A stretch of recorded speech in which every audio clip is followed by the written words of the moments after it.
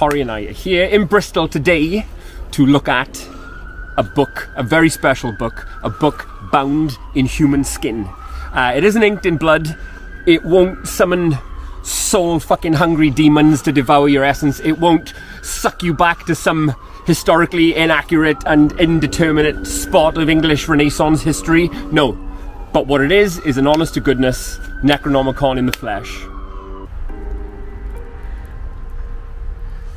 Now the skin that this book is wrapped in belonged to one John Horwood, a kid from the early 1800s who was born and brought up here in Bristol and who had a really, really rough childhood working in mines and then in a metal spelt foundry with his dad. And as he grew older, he became more and more mischievous. He was a prankster, he would play tricks on people, and as he grew older, he developed a reputation for violence and for cruelty.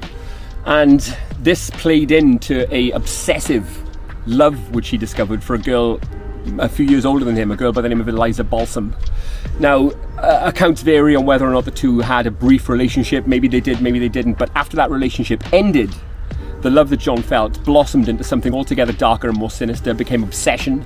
And the obsession turned into, you know, it would manifest in him following her relentlessly, pursuing her relentlessly. We would say these days he was stalking her. He would follow her day in, day out, to the point where he lost any hope of employment, simply in his pursuit every day of following Eliza and making her life miserable. Now this culminated in an horrific event when one night he was following her, as he would often do, and hiding and spying on her from a bush, and he saw her walking after a night out with a group of friends and some other men, and seized by jealousy, seized by rage, he stood up, grabbed a rock, hurled it at her, and it struck her right there on the right side of the head. It injured her badly. She was able to get home, she managed to make it home, but she became sick, she became nauseous, became vomiting and dizzy, is seized with terrible pain, and was taken into hospital, into the Bristol Royal Infirmary, just a couple of miles from where I'm sat now. While in the Royal Infirmary, under the care of one Dr. Robert Smith, it was discovered that she had a septic infection, some kind of abscess on the site of the wound, and so the doctor elected to try a trepanation procedure, which, as you will know, involves boring a hole into the skull using a drill to relieve the cranial pressure on the wound and hopefully extend the life of the patient. That was not the case here. In fact, it has been speculated that this procedure actually quickened her death and made her worse. The police visited his home almost immediately afterwards, but he knew they were coming, and he fought violently and furiously, tried to escape them by diving out of a window, but to no avail. John was seized, taken into custody and put on trial. And just 3 days after his 18th birthday, he became the first person to be hanged and executed publicly on the roof of the Bristol New Jail. Again, just a few miles from where I'm now sat.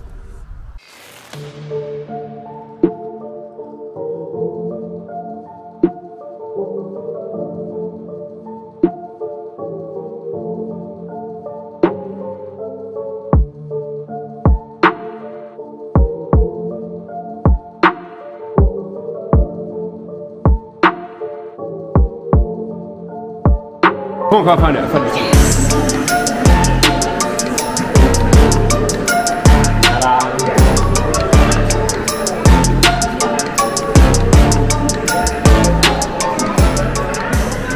This is, right, look, this is an excellent museum, don't get me wrong, right? But so many people are filing past this thing without any idea what it is. So many people are walking past unaware that you've got a book here bound in human flesh. And it's by far the most interesting exhibit in this museum.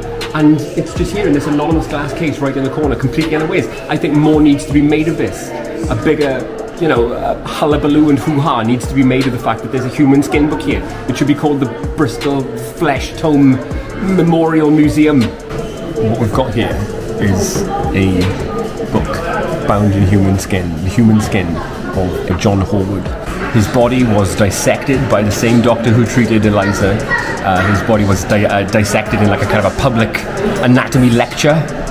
And because Robert Smith was something of an eccentric, something of a kind of a lover of antiques and curios, what you see here is all of the documents relating to the case, the arrest notes, the notes on the crime, the investigation, notes on the kind of the death of John Horwood, bound in John Horwood's own skin, bound in his human flesh. Smith took his skin after the dissection, cured it himself, cured it at his home in a bath full of salt and piss, and used that skin to bind the official record of the case. How fucking gnarly is that?